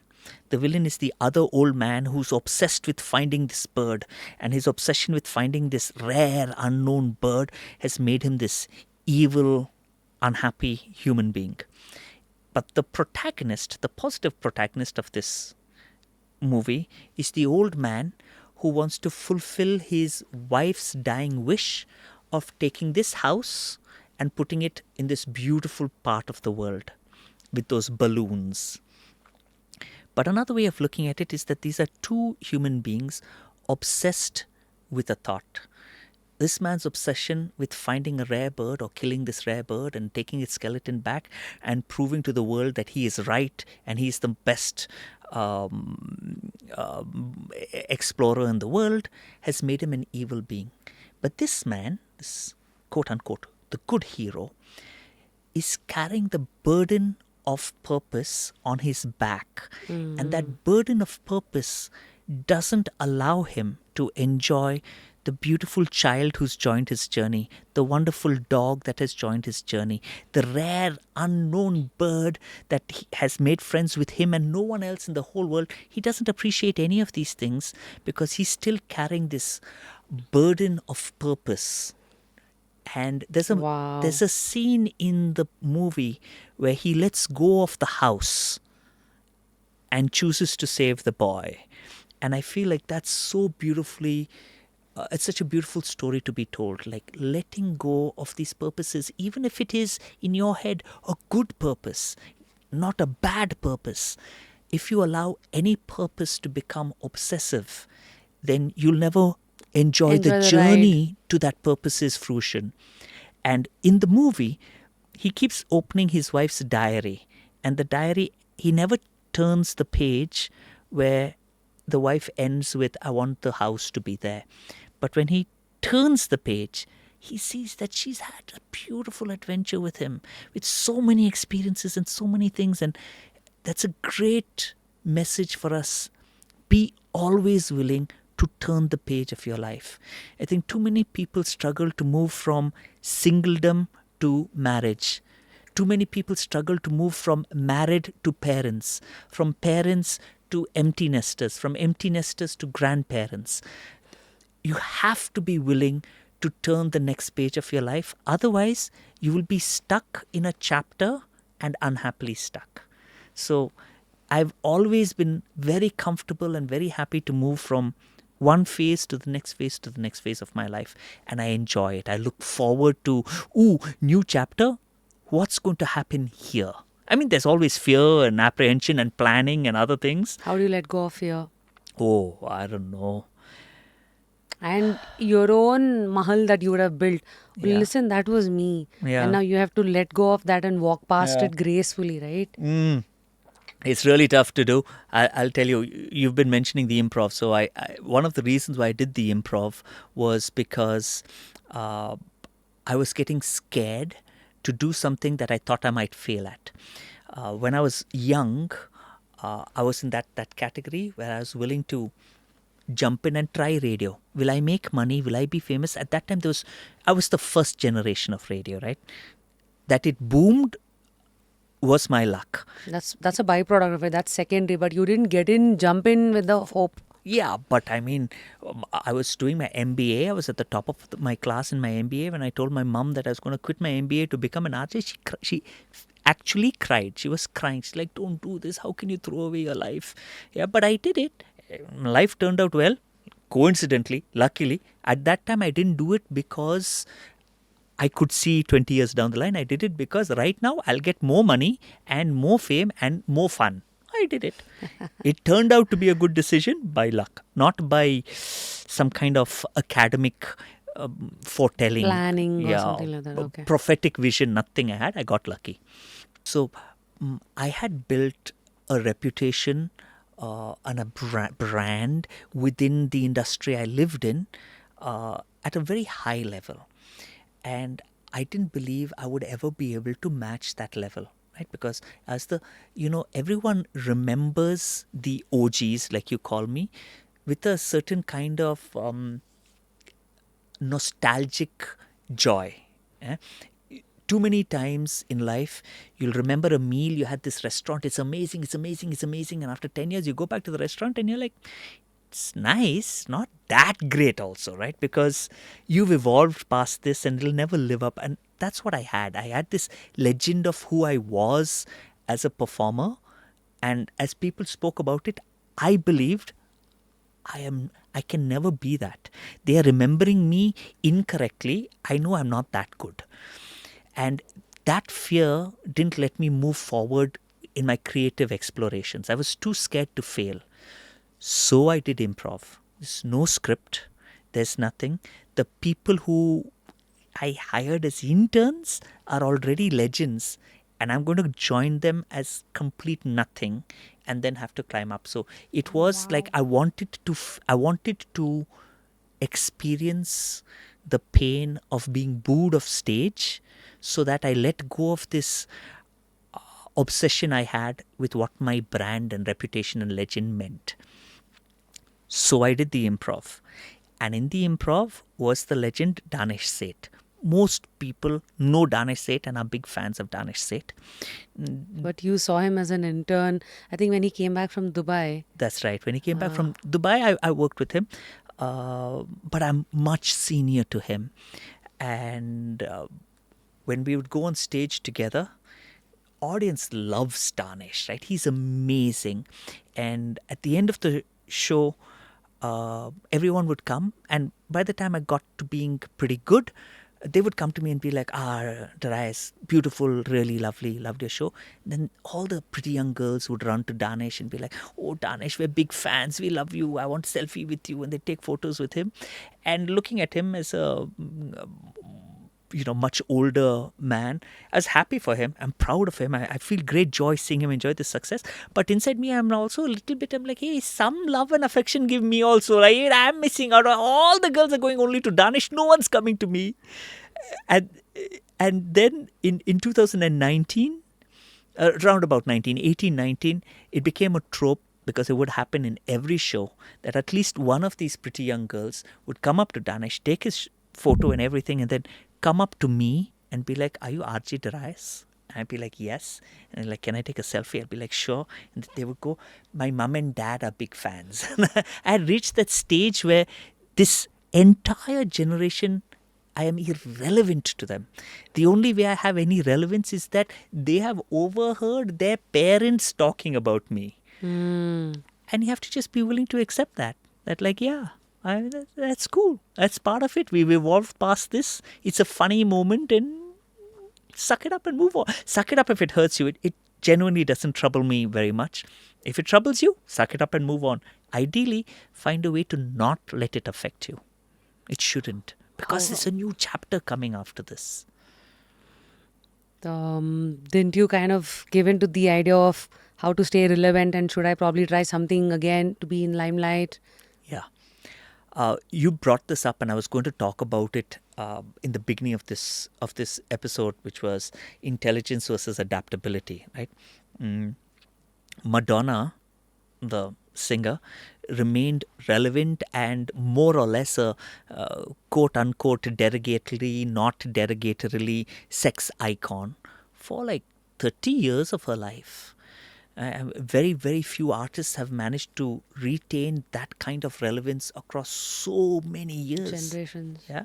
Even someone like Will Smith, who I detest, I don't like him, but has managed to keep himself as a relative cool person relative to me when I was a kid and still relative to my son who's still watching Men in Black, etc. I mean, like I don't like him, but he's managed to, for generations, he's been relevant. In India, we have so many examples. Amitabh Bachchan has been a relevant brand for 50 years now, right? In Bangalore. Even Shah Rukh Khan. In Bangalore, Rohit Bakar is still synonymous with DJs and parties, right? I mean, like, he's managed to keep his brand relevant for so long. And I'm very impressed. It's a very, very difficult thing to do because it requires that perfect overlap of intelligence, adaptability, and audience understanding. And every 6 years, as a generational shift happens, 6 to 10 years, when a generation shift happens, it's really hard to be relevant to that new generation. And some people manage to and some people don't. I personally never felt the need to. I was like, yeah, I am who I am and I'm enjoying my journey. And I don't want to change my journey to be relevant to who an audience wants me to be. So it was never something that I aspired to. So I never pursued it. Mm-hmm. They say ego is the enemy. They Mhm. also say ego is your identity. Yeah, they're Like, both right. yep. They're both right. What can I say? We've discussed this. We'll go back to the duality conversation as well. It's absolutely right. Ego is your enemy and your identity simultaneously at the same time, and that's a good thing. But How have you handled it? Because especially with fame, money, I think ego eats you up. it does. Before even you know that, it has already eaten you up and it's that version of yours acting up. If you have been consumed by your own ego, you don't know that you've been consumed by your own ego. So when I say that I have not been, maybe I'm saying that, but actually I have been. I can never know. Only you will be able to look at me dispassionately if you knew me well enough then and now and answer whether I've been consumed by my ego. Maybe I have. Maybe I believe I have not, but I don't think anyone consumed by their ego believes they've been consumed by their ego. So my answer is going to be like, no, I'm not, but maybe I am. What are 5 things that the world Doesn't know. doesn't know of Danish that you saw as his manager or I- colleague? let's call myself a colleague. All right, it's true that age-wise, generationally, I was much senior to him, but I think Danish was always a colleague. I don't think it's fair to talk only about someone's strengths and successes and joys without talking about their weaknesses, and therefore I don't want to do it in public because I don't think that's fair to Shraddha and Danish. Suffice to say, I think they're both incredible talents, but they've both looked at their journeys differently. Like, example? Like, Danish can entertain a wide range of people. Shraddha will deeply entertain a narrow set of people. So Shraddha's fans might be 60 years old or 12 years old, but their connection to Shraddha is deep. so it's vertical. It's This is horizontal. Exactly. And it's so incredible to see that happen because when I was on my journey, what Shraddha's done was never possible because we only had broadcast media. Narrowcast media never happened. What is the difference between broadcast and narrowcast? Like, meaning example? So radio is a broadcast media. It means I'm going to play the most popular song for the largest subset of my audience. Spotify is a narrowcast media. I'm going to personalize the song to that one listener. So when we had radio, I always had to appeal to the largest segment of audience. But now that we have YouTube and Instagram, I can create a following that is geographically anywhere in the world But still targeted to an individual. with like, a narrower definition of my audience. And we never had narrowcast media. In any real sense. We did have narrowcast media, but I mean not in any real sense. Which is really interesting. And to see, so Danish explored the broadcast potential of social media without taking the name of any company. There was a company I was in that banned us from using Facebook in the office because it was distracting us from our real work, which was being RJs. Cut to 10 years later, you have to have an Instagram profile and it's part of your contract because that is the world. And while the world was banning Facebook, Danish Seth was already putting all his clips on SoundCloud. Telling me about it. He's like, D, I've put this. We've got 10,000 people have listened to it. And I couldn't give a damn. You know why? Because you are conditioned to only... I was too nearsighted to see what the future was. But Danish did. Danish saw the future of social media before anyone else in my circle. And he leveraged that to becoming possibly the most popular social media person in Bangalore right now. Shraddha saw a different thing.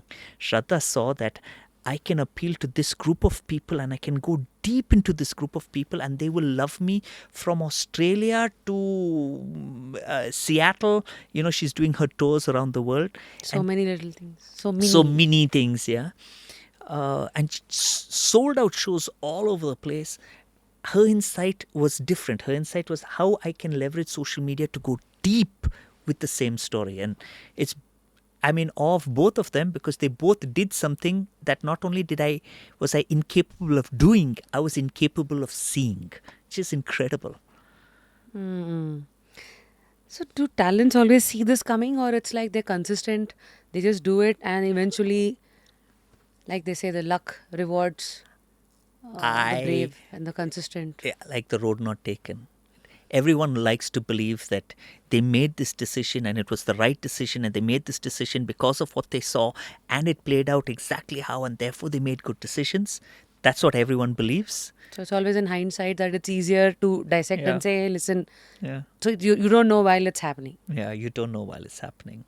I doubt it. I doubt it. So a word of advice that you would give for youngsters, content creators watching today. Three things to do, probably. One. It could be people who are into podcasts, content creators. First one is question. The first thing I would say that you need to do as a good storyteller is question. Question what? Everything. Question, who is my audience? Why will my audience like me? Where is my audience? When will they listen to me? What do they want to hear? Why do they want to hear this? Question everything. The content you're putting out, is this content true? Is this going to make my audience happy? Is this going to make my audience closer to me or more distant from me? Is this going to be good for society? Is this going to be bad for society? Am I being honest to myself? Am I being question every single thing? You read the newspaper, is this true? Is there more to this story? Do I need to research? So question, ask as many questions as often as you always can. Second one is be an agent of positivity. Making someone vote in a particular way by using hate is very easy. Making someone vote in a particular way by using love is very difficult. But the people who changed the world, whether it's Mahatma Gandhi or Nelson Mandela, they changed the world not with hate, with love. So be an agent of positive change. No matter what you think, if you've reached where you are, hurting and destroying people, you will not enjoy it. And as Hindu philosophy, Indian philosophy teaches us, karma will catch up with you. So be an agent of positive change. Mm-hmm. And the third one? Third one, be willing to move chapters. Be willing to move. Adapt. And there are a million words to say it. Be willing to start a new chapter. Be willing to adapt. Be nimble. Be change. What's nimble? Easy to jump from one thing to another. So nimble is usually used like mountain goats are nimble things. They can balance on various things and move. But be nimble in your thought. Be nimble in your design. Don't be deep rooted. Don't be stagnant. Yeah. Don't let things weigh you down. So be willing to move. Be willing to change. Be moldable. Like Bruce Lee says, be like water. Water, my friend. Yeah. So those were the three things that I would say. Amazing. Any word of advice on how to handle rejections, setbacks? Lovely. What's that silly quote that people say? Rejection is just opportunity in disguise. Or the failure is your stepping stone to success? Yeah, absolutely. I just 2 or 3 days ago saw this. I watch a lot. I'm one of those voyeurs on Instagram. Okay, I watch a lot. I post very little. But I feel embarrassed to tell everyone that I watch so much Instagram. So I tell everyone I watched a mini documentary. Okay, because they're like 30 seconds. I've just decided to call them mini documentaries. So people think I'm more intelligent than I really am. But I watched a mini documentary of this clearly aging, good-looking man talking about this story this song he had written, and he sent it to Barbara Streisand, this famous English singer, and asked her to sing the song. And she was like, no, I would never sing a song like this. This is the kind of song that you would sing. So he's like, I got rejected as a songwriter. I got rejected by the one person who I loved and who was helping me in my career. So I sang the song, and that song became his biggest hit. This is Richard Marx, and this is the day his song "Right Here Waiting for You" became the number one song in the US 36 years ago. So he says that this whole thing happened to me because of rejection. If Barbara Streisand didn't reject singing my song, I would never have sung it. I would never have had a hit song. I would never have had a music career. I would have always been a songwriter. And I think that's so true for almost everything you experience in life. Every rejection is just the world telling you you're knocking on the wrong door. To try again.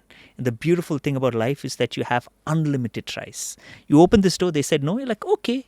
Open this door, no, okay. Open this door, no, okay. And eventually you'll get a door which says, open the door, and you're like, hello. And they're like, come on in. And you're like, I found my fifth white horse of wealth, whatever that means. Like they say, fall 7 times, get up the 8th time. Absolutely. So how to you change mentioned the Edison mindset, yeah. and the light bulb, and the famous saying, which may not be really true, but at least the meaning of it is, which is that I discovered 387 ways not to make a light bulb before I found one way to make it. I mean, if you want to hit that moment, you've got to keep knocking. And if rejection is going to make you crumble, then find a way through life that doesn't give you rejection, but then you can't be on a creative journey to build a following. If rejection makes you crumble, it's fine. Suck it up, find a way to deal with it, but then don't choose a path that is filled with rejection. You know that what you're signing into. Yeah, you know what you're getting into. We know what it's like. You'll get rejected 100 times. You will be on stage doing a show, emceeing a show, come off stage, and the organizers or the CEO will be like, you're doing a horrible job. We don't want you to work with us ever again. And if that makes you go home and cry yourself to sleep, then please don't be MC. Don't be in the creative Don't be in this space field. because it's filled with rejection. And the fact that I'm saying this is also a form of rejection, which you should also ignore. So what are the kind of books that has touched you, that has changed your view, worldly views and view about your own self and life? So many. Like top 5 books that you would like to recommend. Top of my list, way up there is Catch-22 by Joseph Heller. I put it as one of the greatest books ever written. Why? Because I mean, you have to read the book. I mean, it's beautiful, it's profound, it's sad, it's moving. It deconstructs, it breaks down how the evil trifecta of capitalism, religion, and democracy just destroys the world, and I am anti all three of them. so that's where you got your initial exploration Possibly. and probably the foundation. I mean, as you bring it up, yeah, I read Catch-22 just out of my school, so it probably did have a lasting impact on how I look at things.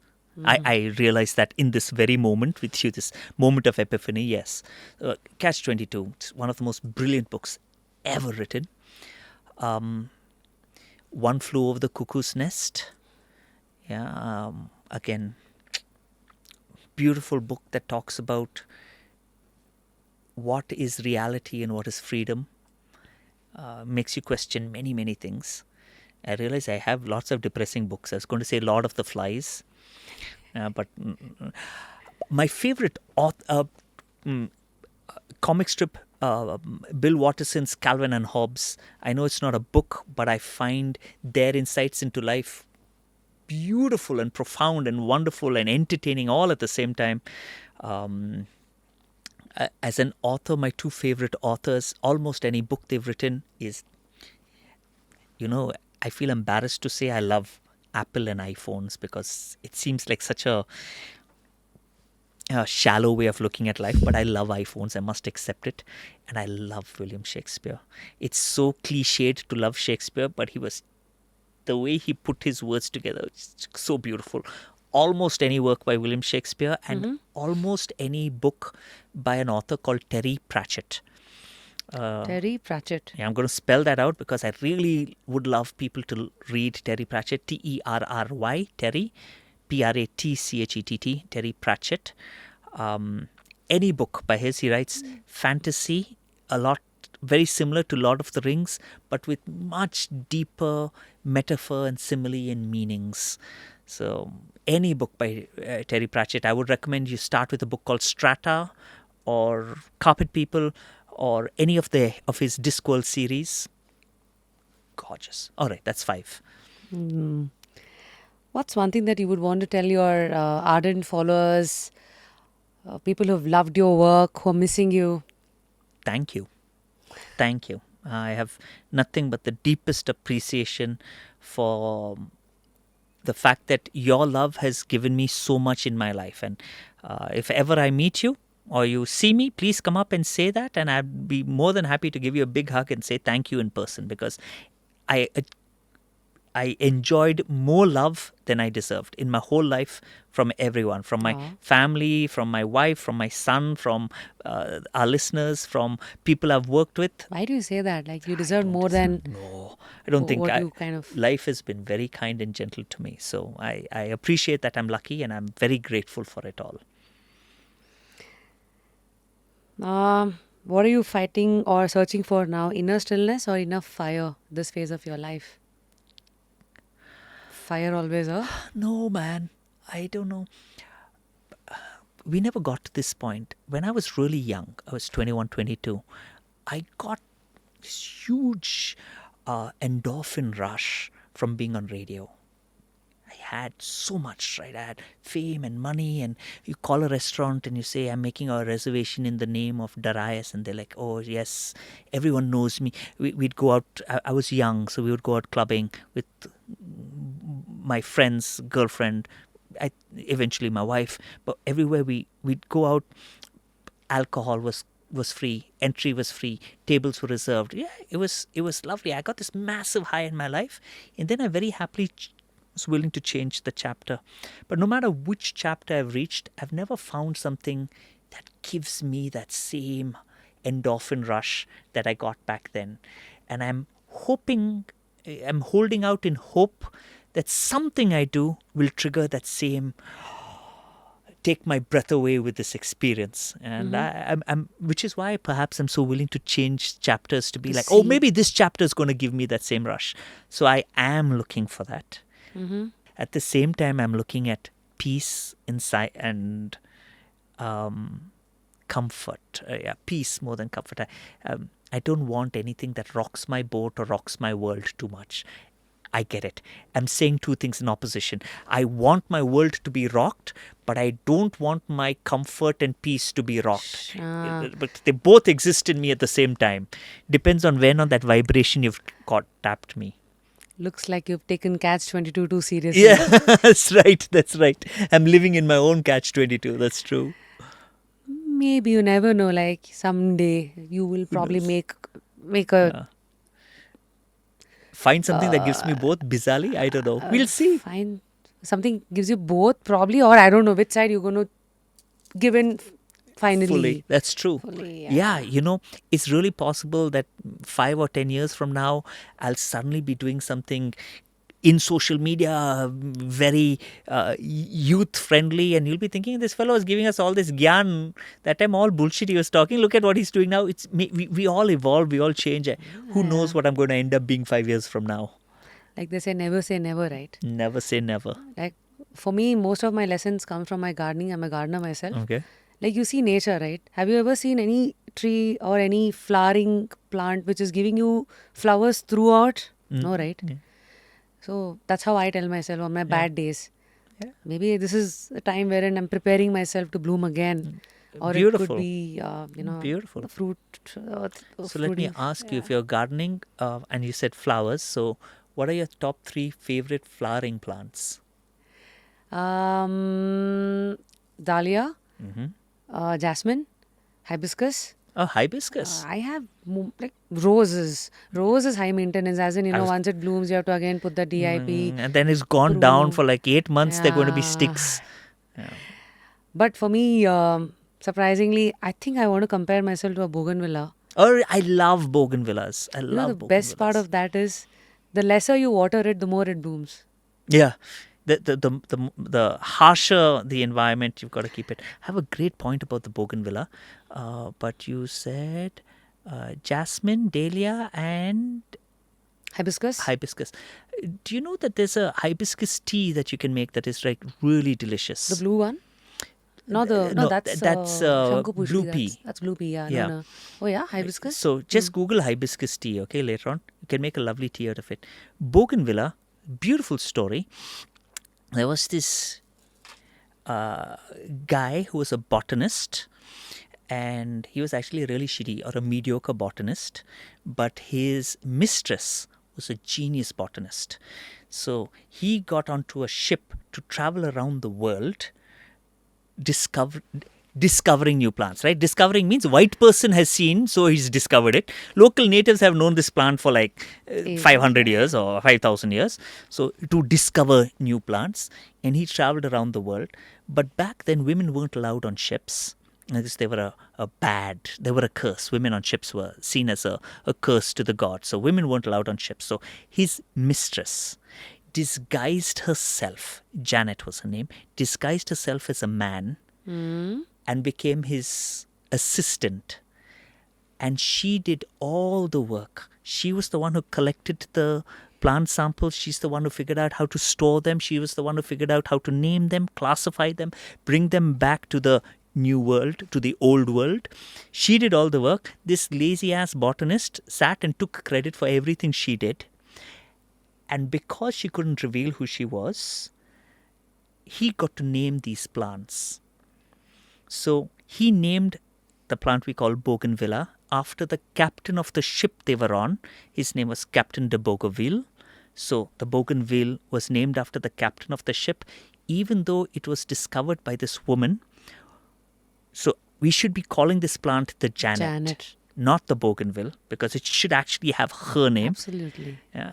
But what's crazy is that they discovered she was a woman, kicked them both off the boat, left them marooned in one of the South Pacific islands, and then they rowed themselves to the next island, hitchhiked, and came all the way back.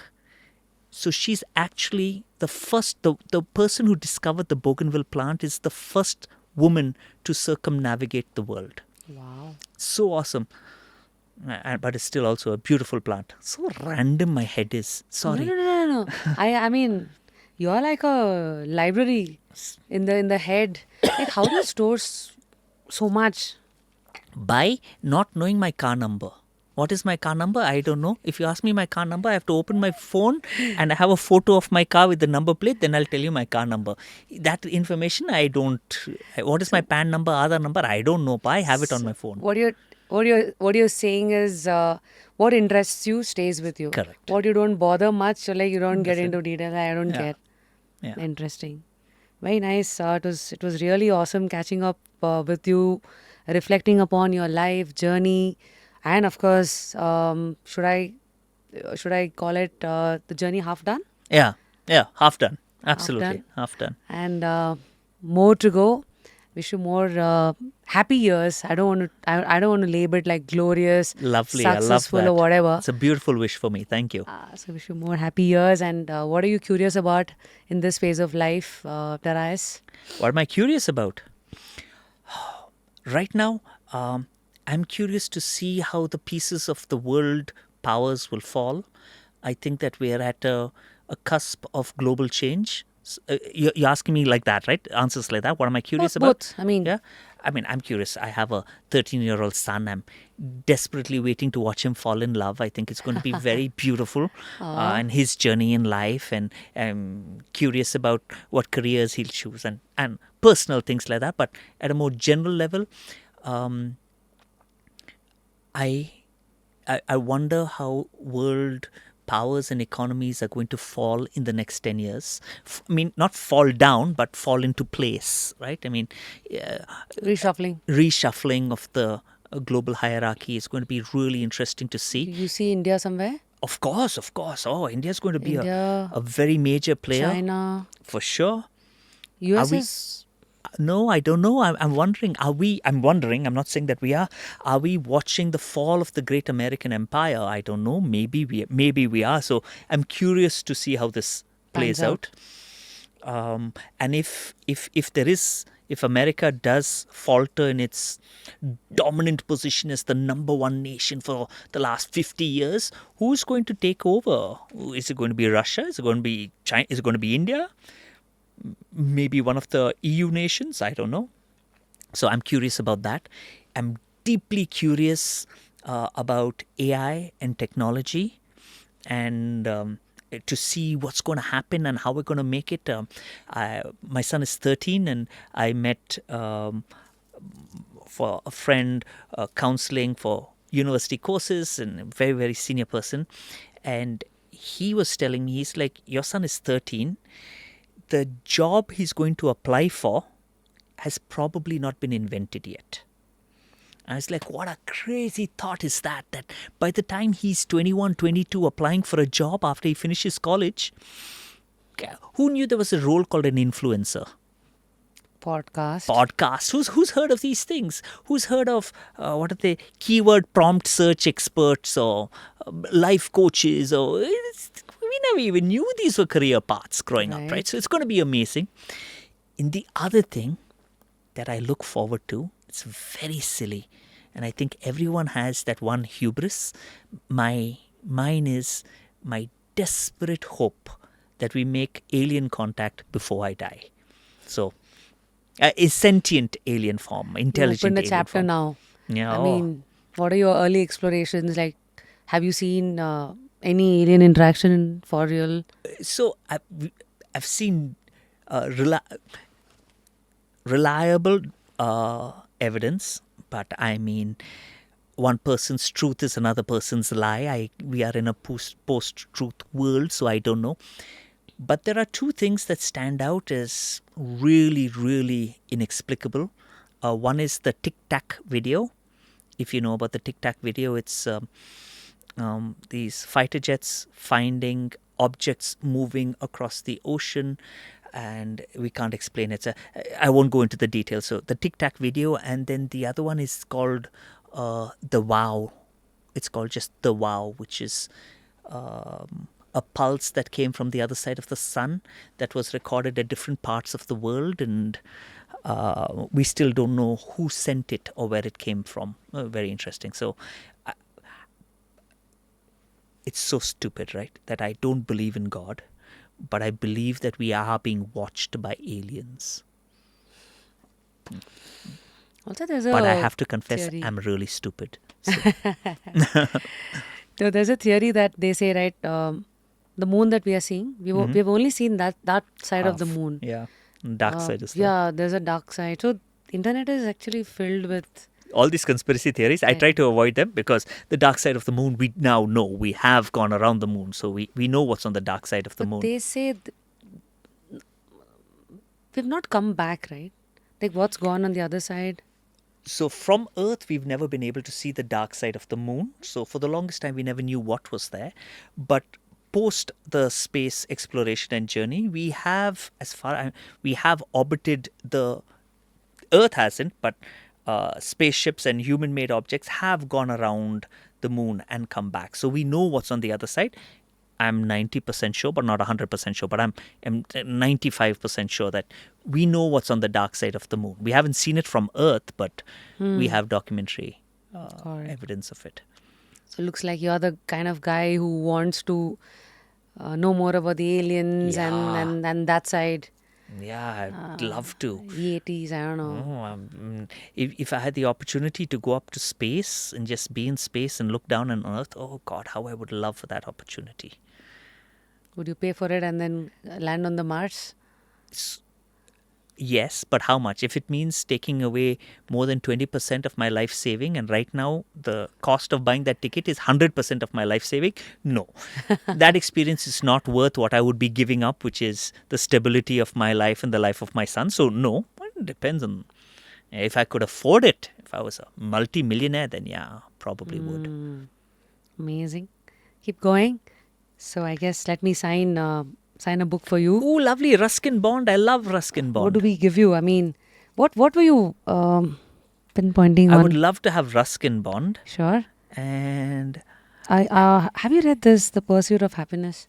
so I haven't read this particular book. This is by that Daniel Binkoft. Bing. Daniel G. Brinton. Oh, Brinton. That's right. Mm. No, I haven't. But the other book is by my namesake, Darius Foro. That's Focus. Focus is what matters. The top book. Yeah, The Rise for Rocks. Yep. Yeah. So give me that one because I've read a lot of his quotes, but I've never read a book by him. Mm-hmm. Yes, I think this is a collection of Stoic letters on Stoic letters. That's right. on living well. So Yes. adding more fertilizer to your brain, which is already Buzzing enough. Yeah, let's make it noisier. or maybe I don't know. It can help you channelize or give you a new garden altogether. Like you uproot all the thoughts that you have so far. Oh, how wonderful would that be? So while I sign something for you, Darius, can you nominate 3 guests that we should get on this hot seat? That's a practice on our show. Ooh, 3 guests that You were should- nominated by Saad. by Saad Khan. Okay. What's that reaction? Saad is a sweetheart. Thank you, Saad, for the nomination. I really appreciate it. I really appreciate this. I think this whole podcast this conversation has been really insightful for myself. You've made me explore thoughts and moments of my own journey that I've taken for granted or forgotten or been unaware of. So thank you for this moment. It's been wonderful. Thank The you, 3 Darius. people I would nominate are Mr. Pai, who runs the Bangalore Walks. He's got beautiful podcasts and insight. Or Rupa Pai, one of them, to talk about Bangalore's journey, Bangalore's heritage. Both of them beautiful speakers. One of them. I would nominate Shraddha. Have you had Shraddha on the show yet? Oh, definitely. Shraddha or Danish, both of whom are fantastic to have on the show. I would nominate someone called Manivanan.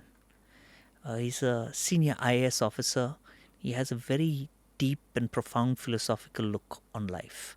So I would say Manivanan or a man named Vinay Luthra, who was a IFS officer, Forest Service. He was the principal chief conservator of forests for Karnataka.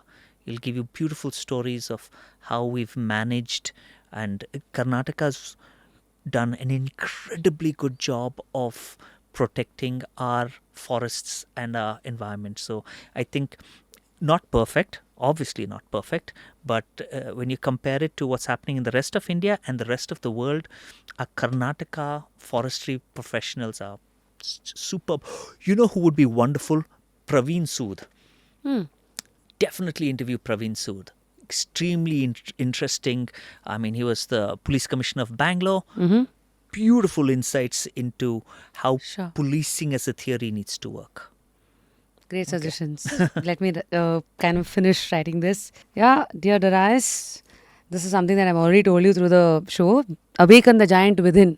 That's another reminder. I don't know whatever it means. Yeah. Even I don't know what it means. But yeah, I love it. keep digging deep through curiosity. The world is a big circus. Entertain others or entertain yourself. Whatever works for you. Thank you. Thank you so much. There you go. Thank you. And I have a happy ball for you. There you go. Life has its own way of balancing it out. You receive some. Thank you. These are some, ice cream treats from Polar Bear. Ice cream treats. I better rush home.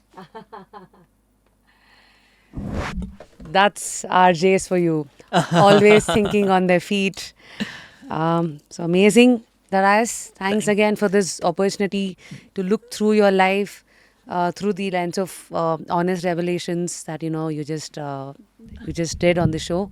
Thank you. I think we've never crossed paths officially, I guess. No, I mean we've had many interactions over the years. As in but not through work, yeah. Yeah, not through work. But this has been very special. Thank you for guiding me through this conversation. not It at was, all. I think, more than anyone watching or you, I benefited the most from this. So thank you so much. I Thank think you. this is like one pebble, two birds are taken care of. Yeah. So same story. Like through your reflections, we've seen perspectives that we have shopped through your hard work of 46 years that you have put out like a cream, like a Yeah. takeaway for us. So I think the rest I'll leave it to you. Do let us know in the comment section as to what part of our conversations like kind of shocked you, startled you, or what were your aha moments. To let us know in the comment section. Also, last recommendations as to who would you like to see on the hot seat. Which walk of life, whatever could be your suggestions, to let us know. Until next time, of course, Darius, thank you. See you around. And remain curious. Continue to stay curious while we shall continue to stay curious, exploring humans and their interesting life journeys. Thank you, guys. Until next time, take care. Thank This is you. your Apple Rashmi signing out with Darius. Darius. Thank you.